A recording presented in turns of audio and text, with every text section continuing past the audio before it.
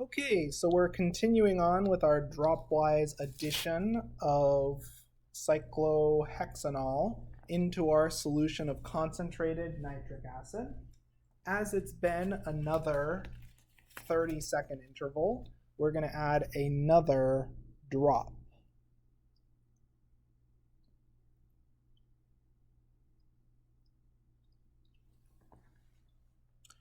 As you notice, if you zoom in to your reaction flask, we can see that upon addition of our cyclohexanol, we observe quite a vigorous reaction. So even though this is a time-intensive process, we're going to continue adding our cyclohexanol dropwise in 30-second intervals.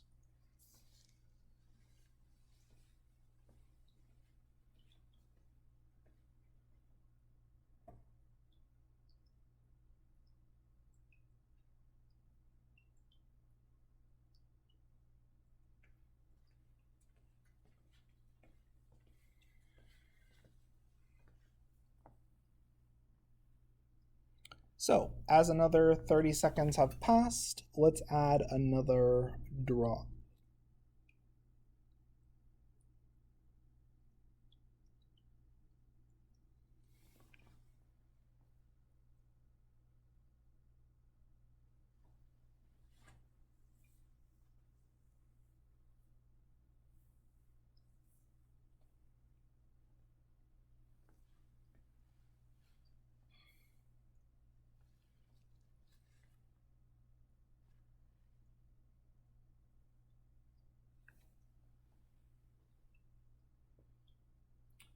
And we'll continue on with this dropwise addition. And of course, we're making sure that our mixture is adequately cooled with a cooled water jacketed condenser. So, as another 30 seconds have passed, let's add another drop.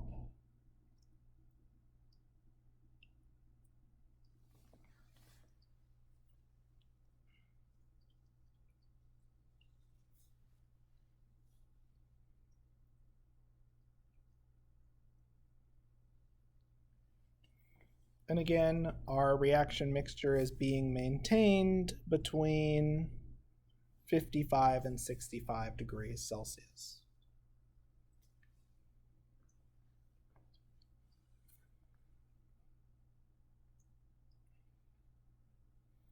And I'd just like you to note, 1 mil of cyclohexanol is about 10 millimoles. So we are running a relatively large scale reaction here. So as another 30 seconds have passed, let's add another drop.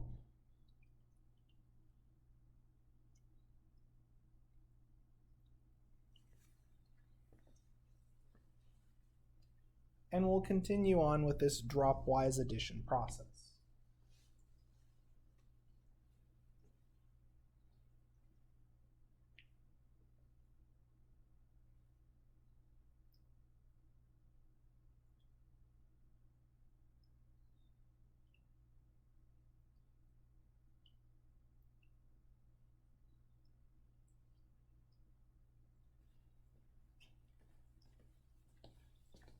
So, as another 30 seconds have passed, let's add another drop.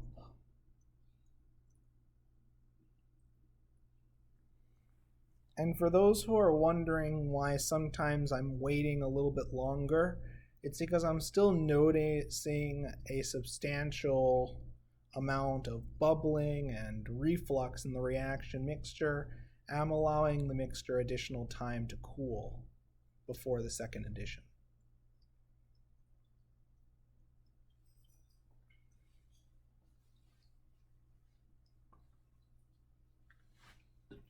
Okay, so now we're ready for another addition.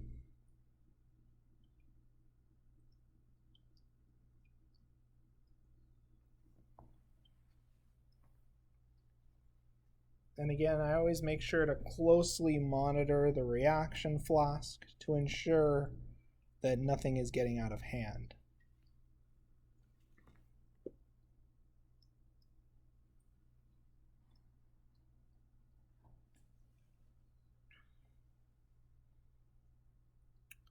We'll continue on now with another addition.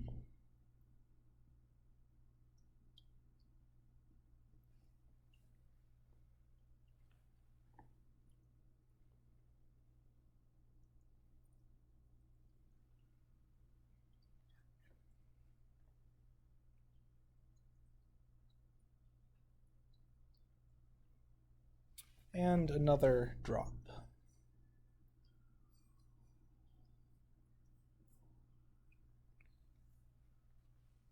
And it's really important to be patient in this process. It's better to do a reaction well once than poorly twice.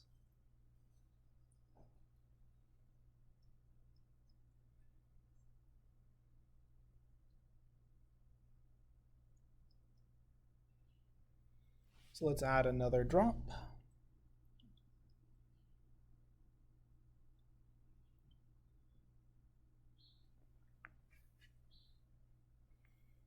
And even still, we have a pretty large excess of nitric acid.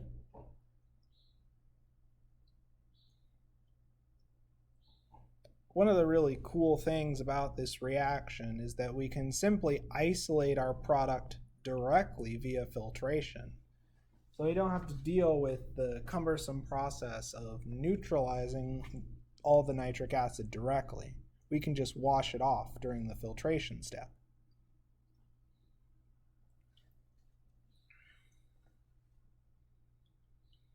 So a lot of these teaching lab procedures have been very efficiently optimized and designed for efficient isolation and purification.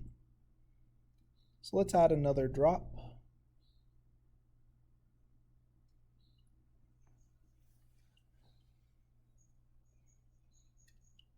And interestingly enough, cyclohexanol is a relatively viscous liquid, so it's pretty easy to dispense slowly.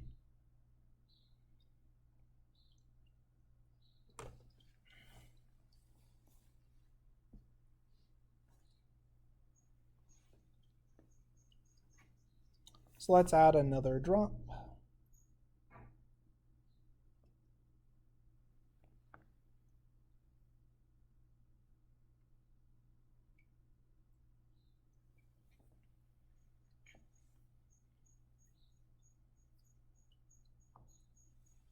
And again, we're going to take this adipic acid and convert it to the acyl chloride in the next step. But first we have to make a pretty large amount of adipic acid, not only for the reaction, but for our subsequent analysis. We want about 500 milligrams of the acid for our next step. And I'm sure we'll get plenty more than that, considering the scale that we're running this reaction on.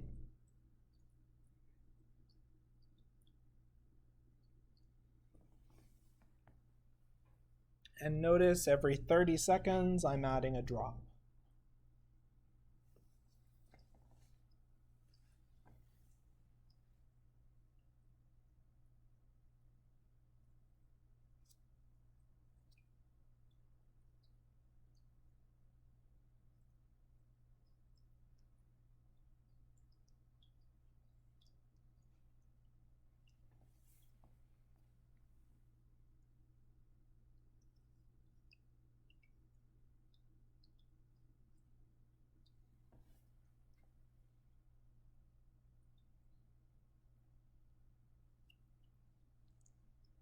And we're continuing this addition. It's important to showcase this full addition process because it's important when a procedure mentions dropwise addition that you strictly adhere to the procedure. It's designed to ensure that you don't observe a runaway reaction and that you minimize undesired side reactions. So as another 30 seconds have passed, it's time for another addition.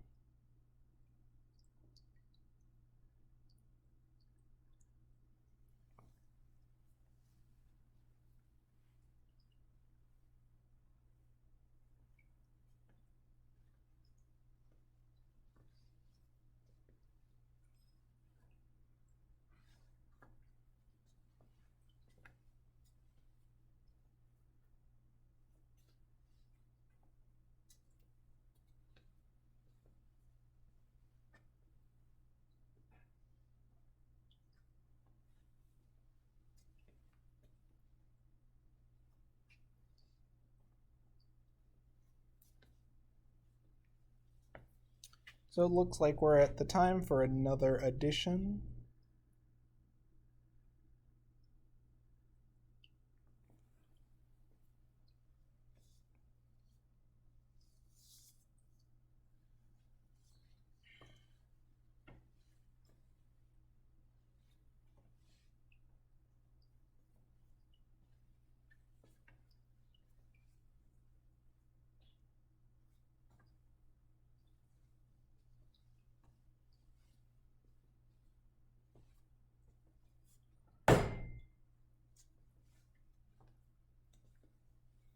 And we're all set for another follow-up addition.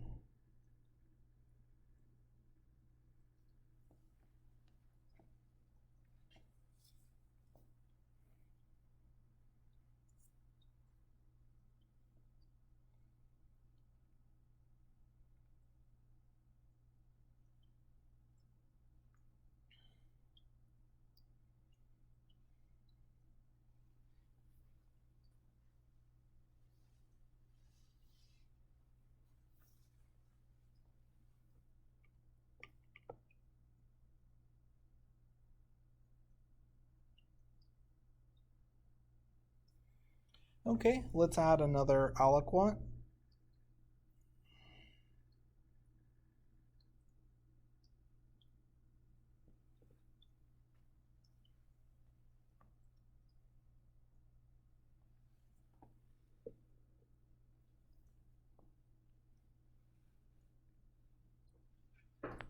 And eventually we may start to see the solid adipic acid crystals begin to form, especially once the reaction mixture is cooled. Okay, let's continue on.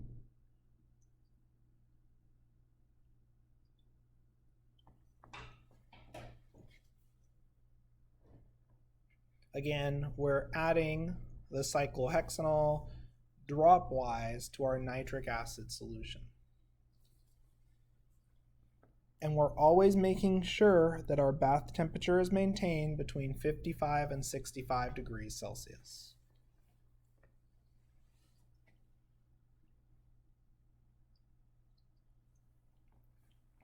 It's time for another drop.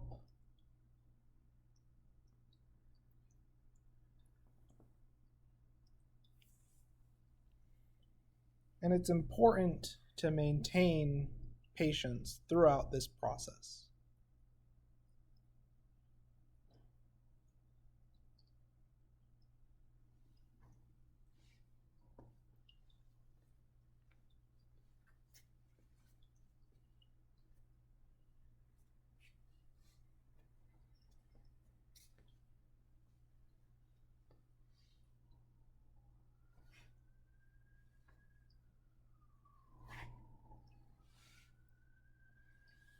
Okay, it's time for another drop.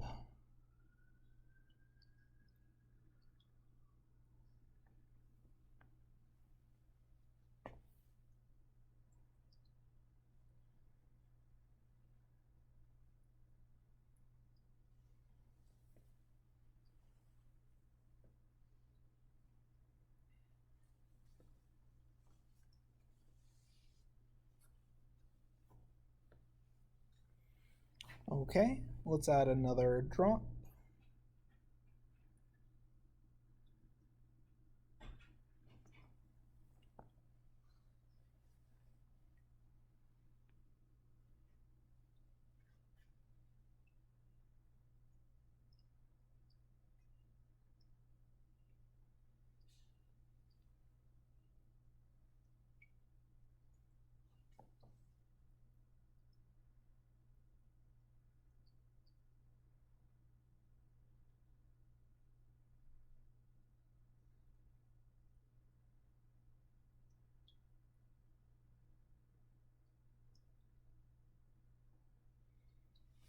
Okay, so let's keep going then.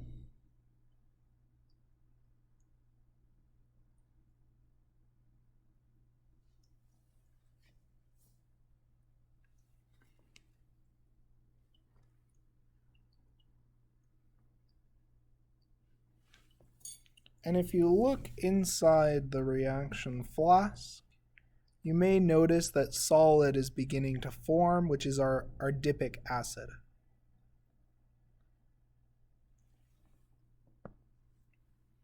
So, we're at just about the next time point for another drop of cyclohexanol.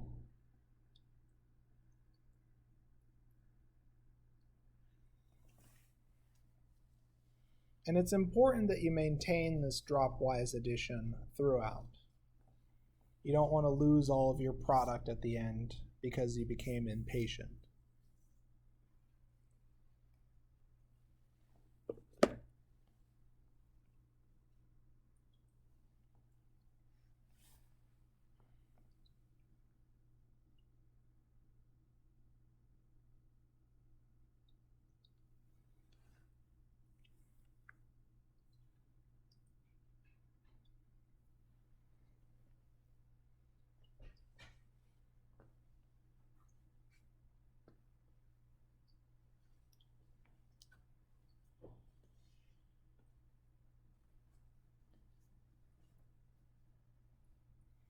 And interestingly enough, I think this is one of the largest scale preps of material that you do throughout 113.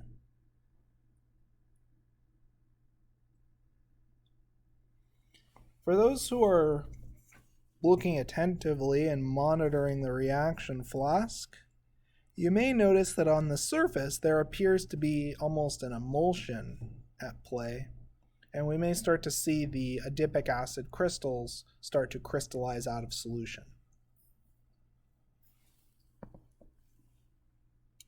So let's add another drop.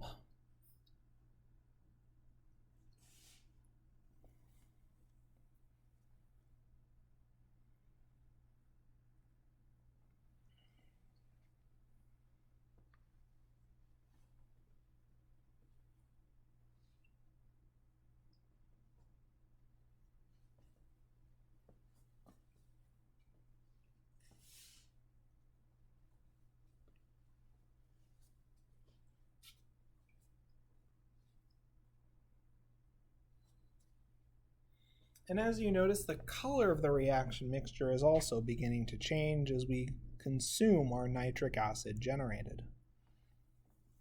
Let's add another drop.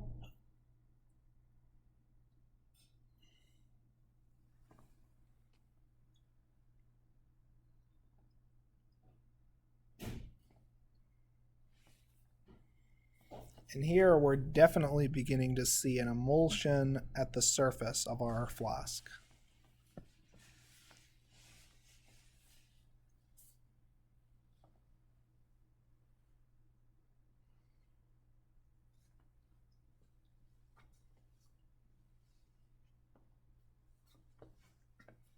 Okay, so let's add another drop.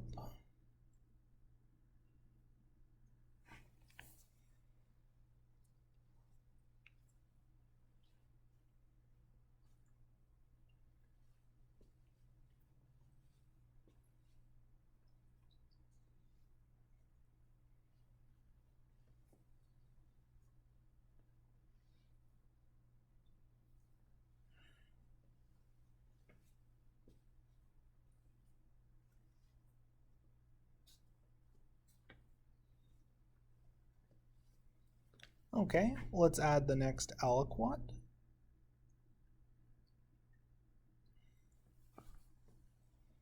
And we're really starting to see our solid begin to start to crystallize out. However, the reaction still needs substantially more time to go to completion. So once we finish our addition, we'll heat our mixture for another 30 minutes.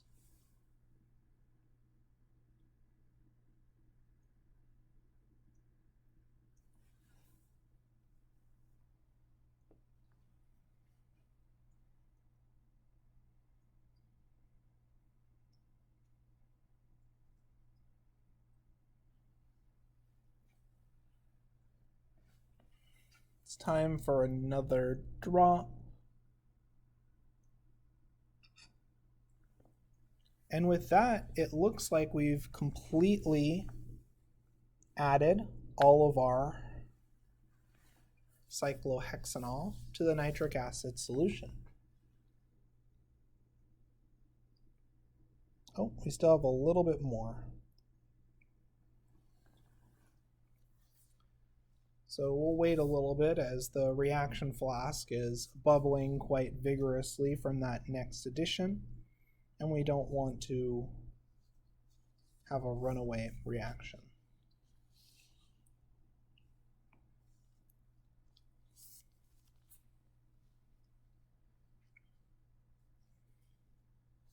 So it looks like it's about time for addition of another aliquot.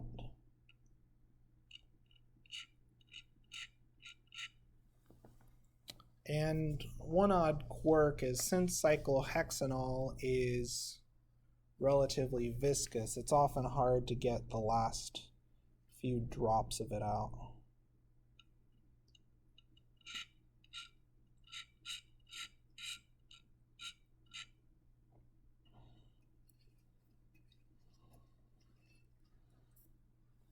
We're now just going to try and draw out any remaining cyclohexanol, and we'll add that last remaining few drops of cyclohexanol. Since it's viscous, you do lose a little bit, but we used a slight excess of 1 ml, and the amount still remaining is roughly a drop. You can try to get that last portion out.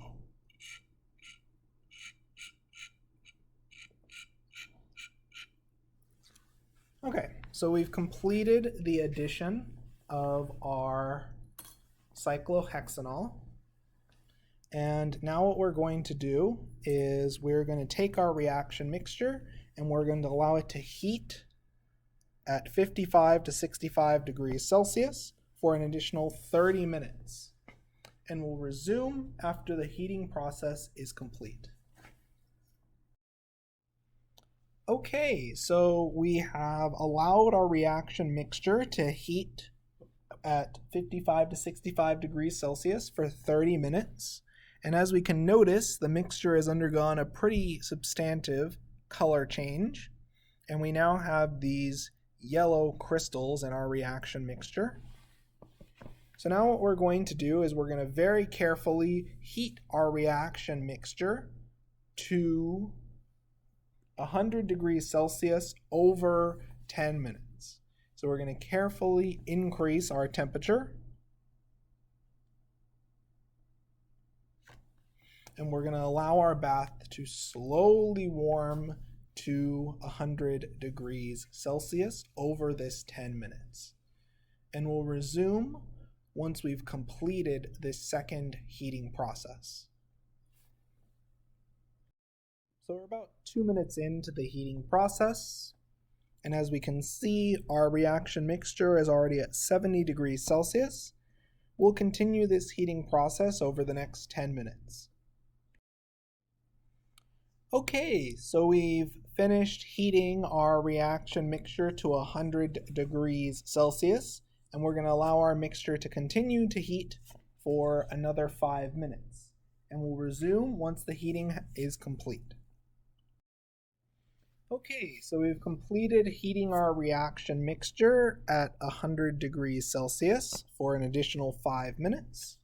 So now what we're going to do is we're going to very carefully cut the heat, and we're going to raise our reaction setup off of our heating block, and we'll allow our reaction mixture to cool to room temperature.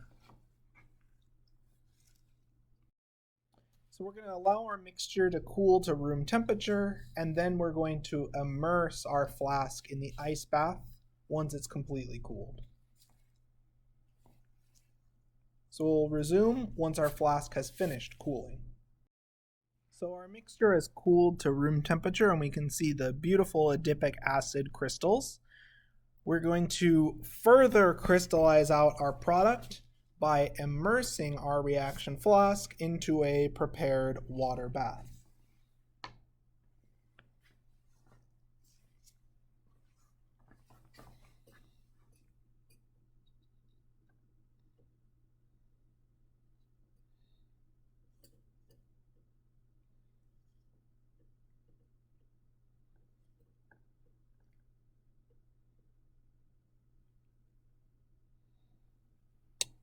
And we'll resume once we've disassembled this apparatus and we have our flask in the water bath.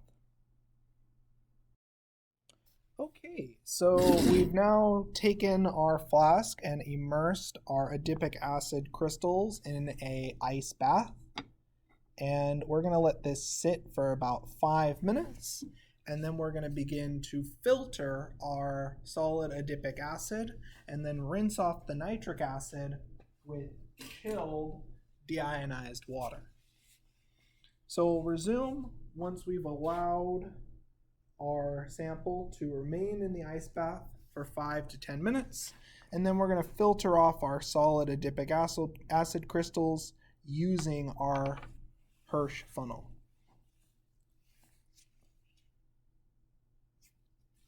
So we'll resume in 5 to 10 minutes. Okay, so we've allowed our mixture to remain in the ice bath for the required 5 to 10 minutes. So now what we're going to do is we're going to filter off our solid using a Hirsch funnel.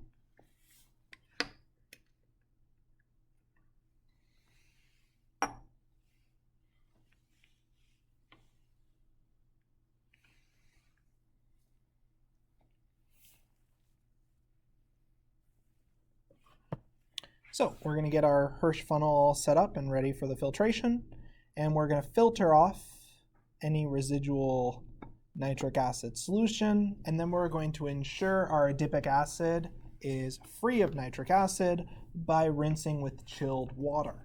Adipic acid should be these wonderful white crystals rather than the currently yellow crystals that we have.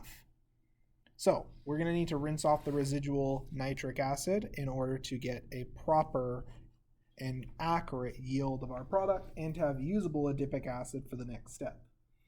We're also going to be oven drying the adipic acid in order to get a more accurate yield.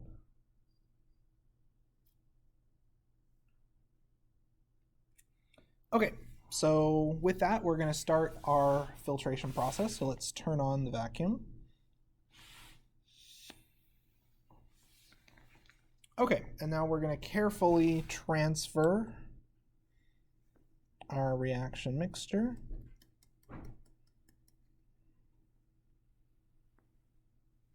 You may have to break it up with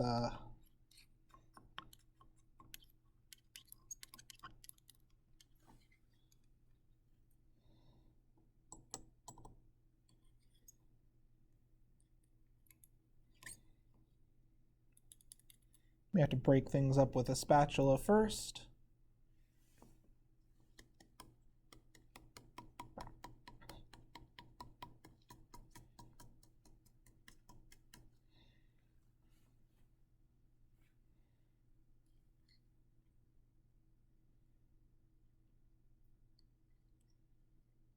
One of the really nice things about having your solvent, which is nitric acid, serve as your reagent is it makes the purification step pretty facile.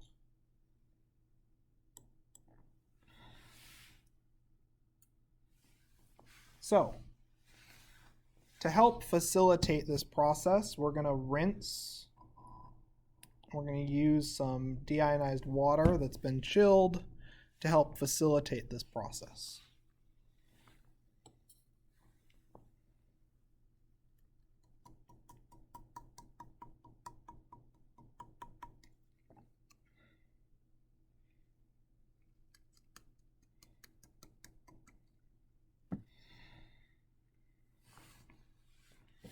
And as you notice, when we rinse with water, the crystals lose their yellow off color and start to match the characteristic desired white adipic acid crystals.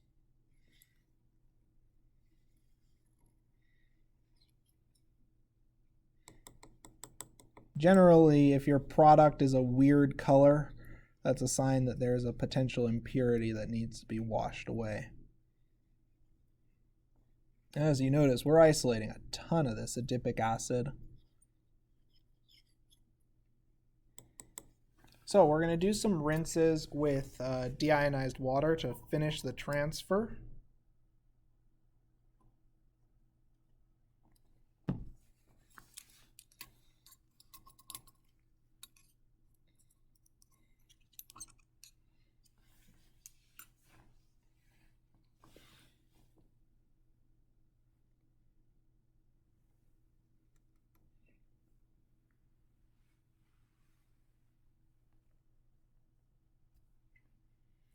And as you can see, we're isolating quite a lot of our product.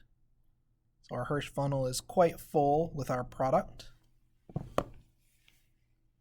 Now, one thing that's really important to note,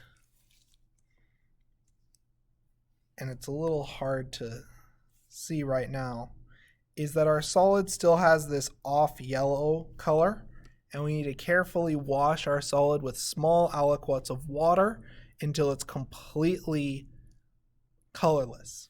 So we're going to add another aliquot of chilled water to our reaction flask, and we're just going to very carefully rinse. We're going to repeat this rinsing process. Adipic acid is slightly water soluble, but we're aiming for purity rather than yield in this case. We'd rather have completely pure product going into the next step.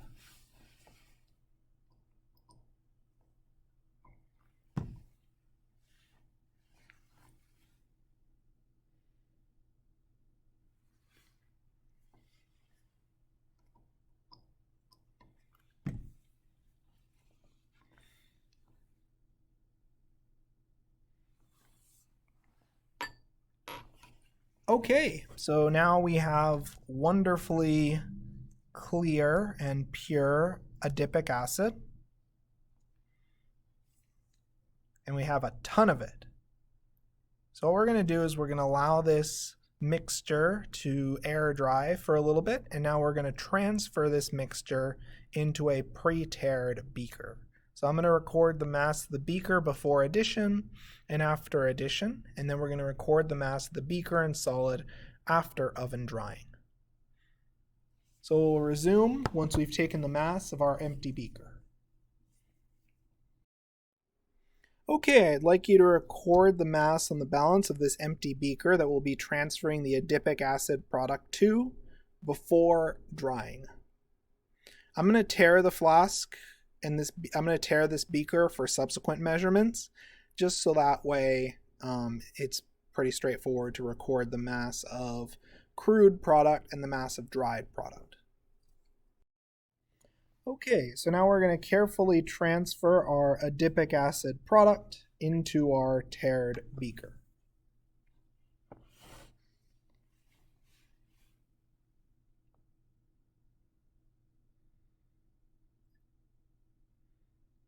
Isn't that just perfect? We have a large amount of this nice white crystalline solid. And the beautiful thing about this optimized reaction procedure is we don't really have to do a substantial purification step. Just a simple rinse with water is more than enough to purify and get functionally pure adipic acid for the next step.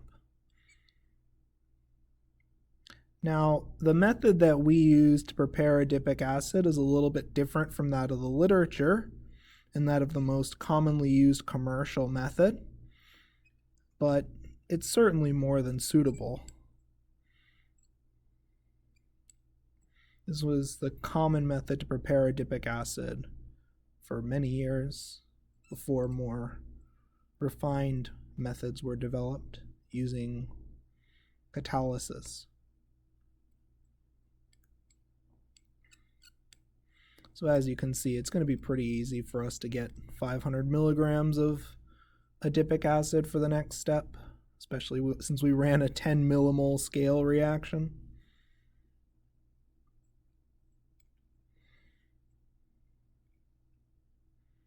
And now it's really important to note that you want to dry your adipic acid before you take the melting point. You don't want solvent interfering.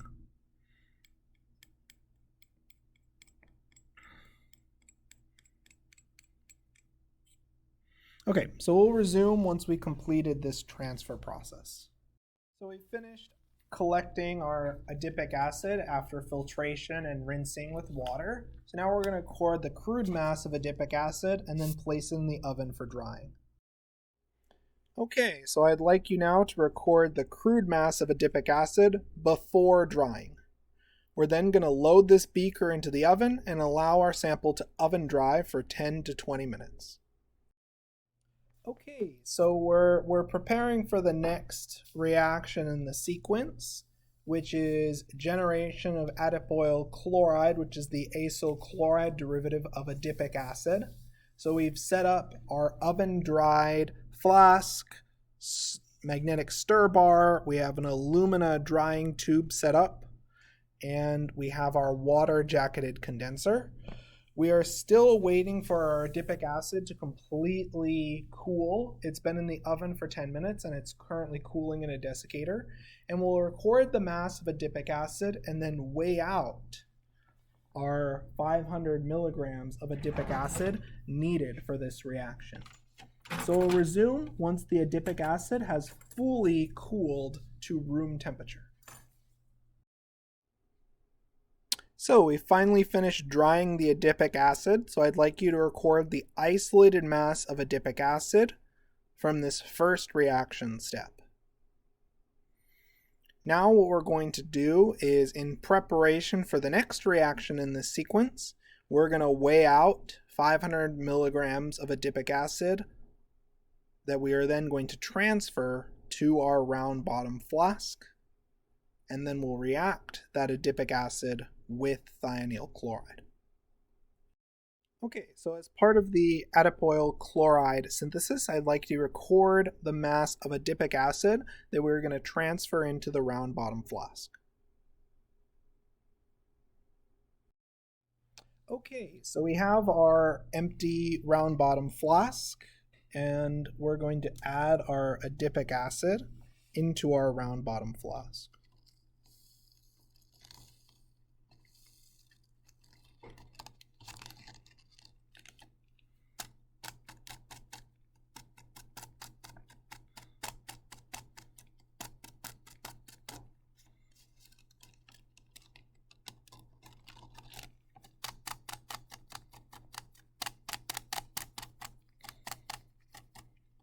What we're then going to do is we're going to quickly, and this is important, we're going to quickly take the adipic acid and we're going to add the thionyl chloride, and then we're going to close and set up and put back together our water-jacketed condenser and drying tube setup.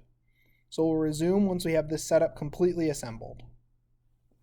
So we're going to go to the hood now and we're going to add some thionyl chloride.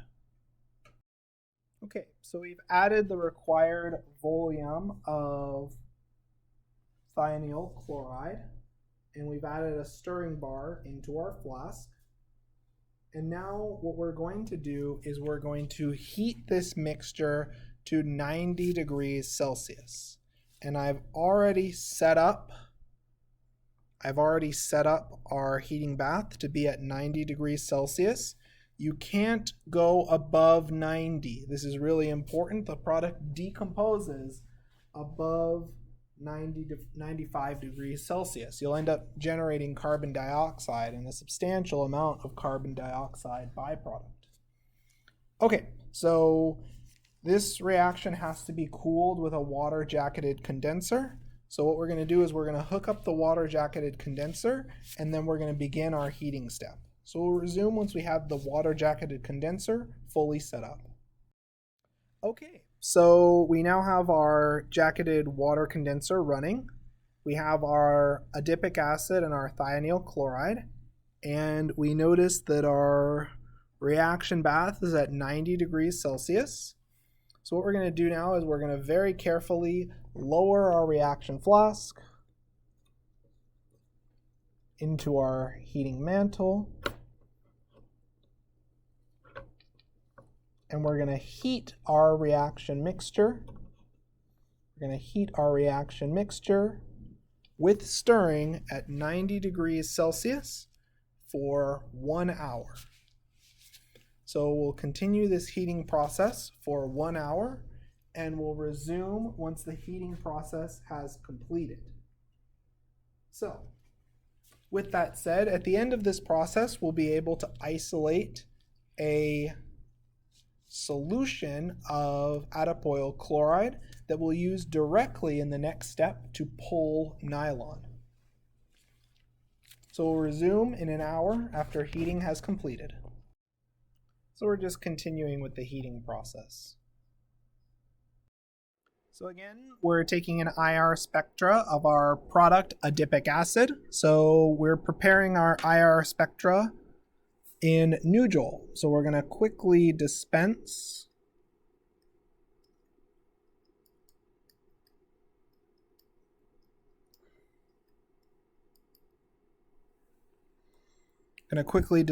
a small amount of solid, and then what we're going to do is we're going to carefully mill that solid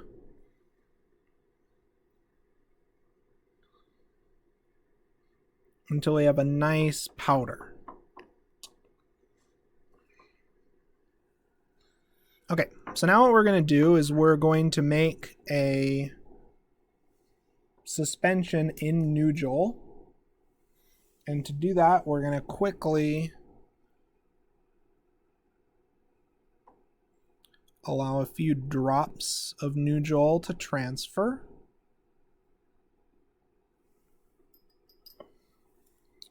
Remember, never allow the spotting, never allow the spotter to directly contact your solution. And then what we're going to do is we're going to carefully mill the solid and NuJoule together to make a solid suspension in NuJoule. And then once we have that prepared, we can load that onto our salt plates. And then from there, we can take our IR spectra. Okay, so we have our solid suspension prepared. And now all we have to do is spot onto our IR spot plates.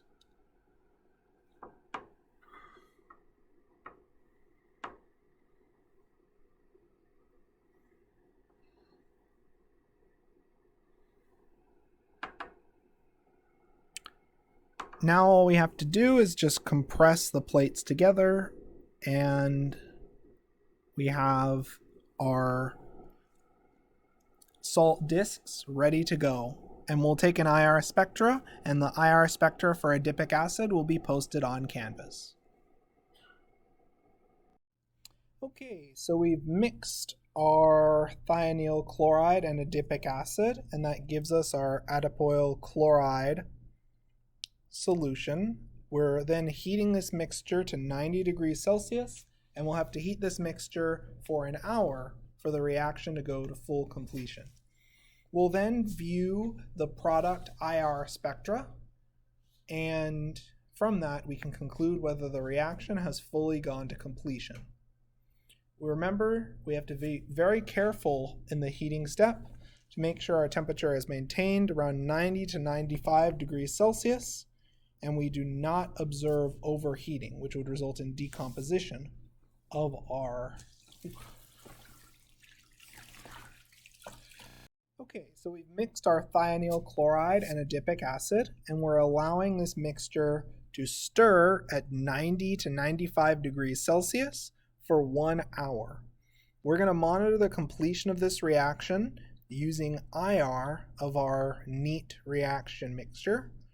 Ideally, by the end of this reaction, we should end up with a nice, neat solution of adipoyl chloride that we'll use directly in the next step for the nylon pull.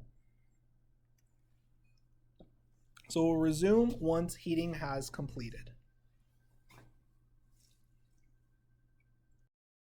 So the reaction is still progressing, and if you look inside the flask, you'll notice the solution has become a lot more homogeneous upon heating and as the reaction proceeds, and we're generating our neat adipoyl chloride solution. So we'll resume once heating has completely finished in about another 40 minutes. So as a continuation in this experiment, we also have to verify that our initial reactant, in addition to using the IR and NMR spectra, we're also going to verify the presence of a carboxylic acid using the chemical test treatment with sodium bicarbonate. So we would expect to see bubbles if we have a carboxylic acid and it's reacting with our sodium bicarbonate. So as we can see, we are clearly observing bubbles, and you can even hear the formation of gas. So you can see the clear bubbles, which indicate the presence of a carboxylic acid.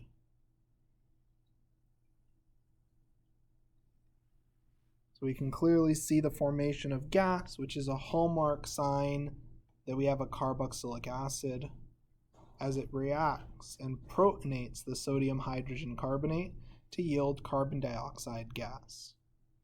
So I'd like you to add these chemical test observations to your main report sheet.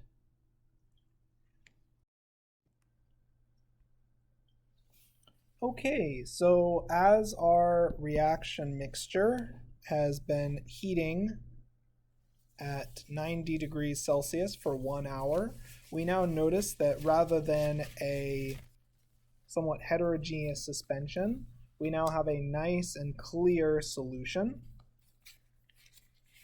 And if we look inside of the reaction flask, we take a look, we don't see any residual adipic acid solid. So now what we're going to do is we're going to bring our flask out of the heating bath.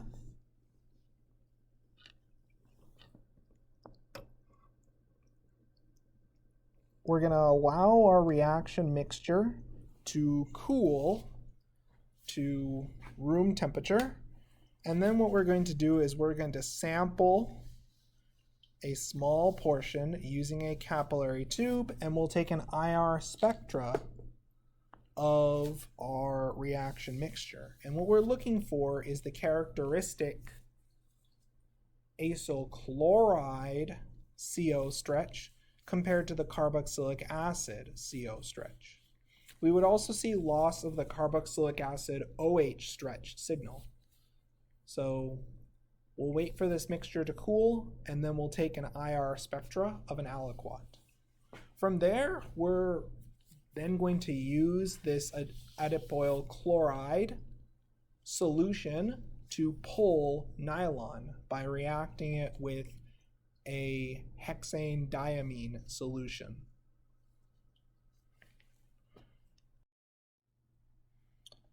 Okay, so our mixture has cooled to room temperature, so we're now going to spot a small volume onto our IR salt plates, and we'll take an IR spectra. Okay, so we're going to quickly spot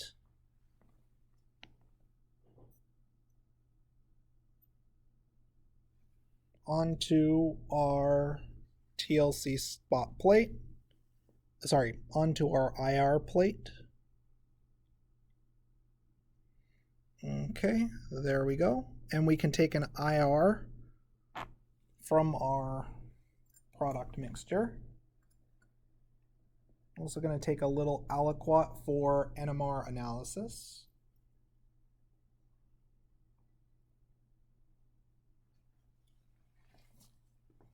Okay, and now we're going to cap the solution, and we'll utilize that for future analysis. We're going to utilize our adipoyl chloride solution to pull nylon, and we have an NMR tube that we'll use for NMR analysis for our adipoyl chloride product, and we have freshly prepared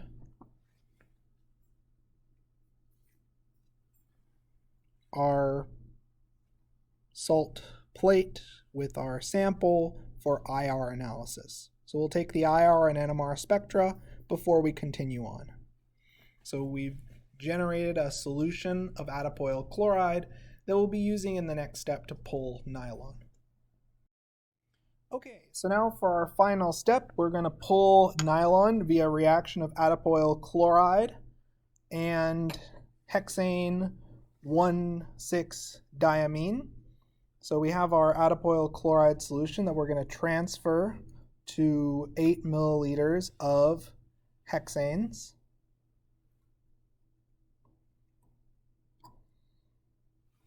So we're transferring our adipoyl chloride solution to our hexanes. Okay, now what we're going to do is we're going to carefully rinse our flask with another 2 milliliters of hexanes.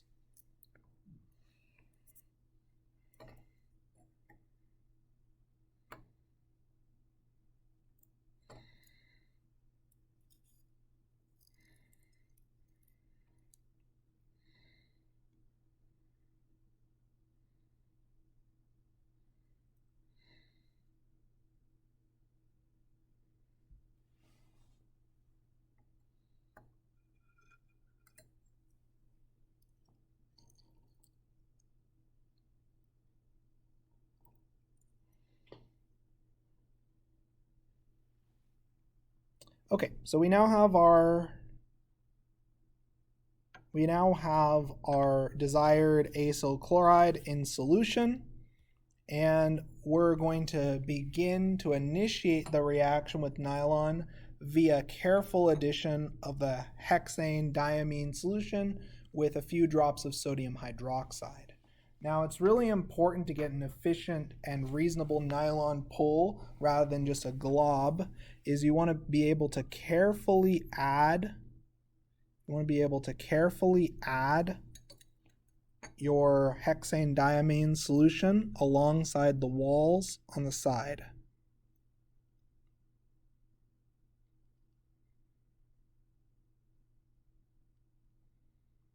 And you may notice during this careful addition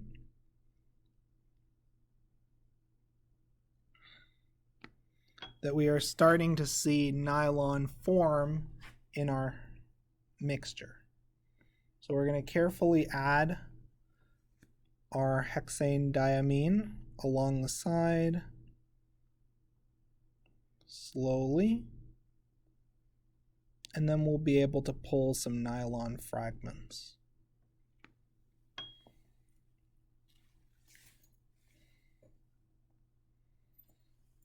This is a polymerization reaction, and that's why we're actually able to visibly see these long strands of nylon that are forming over the course of the reaction. Remember, nylon is a polymer, so the molecular weight of nylon, of a nylon molecule or a molecule of nylon polymer, is in the thousands to tens of thousands.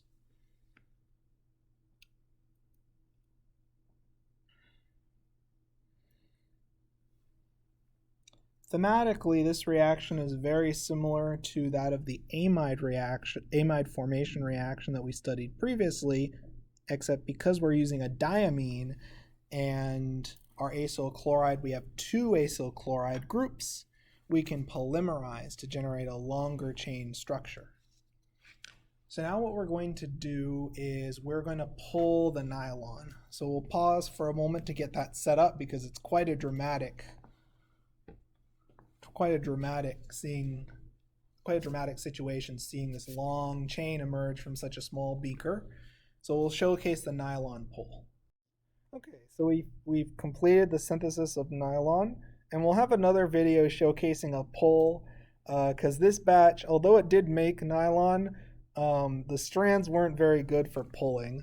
Just to show you what it would look like, we got this sort of globular nylon polymer, but it's not generally generating the characteristic long strings.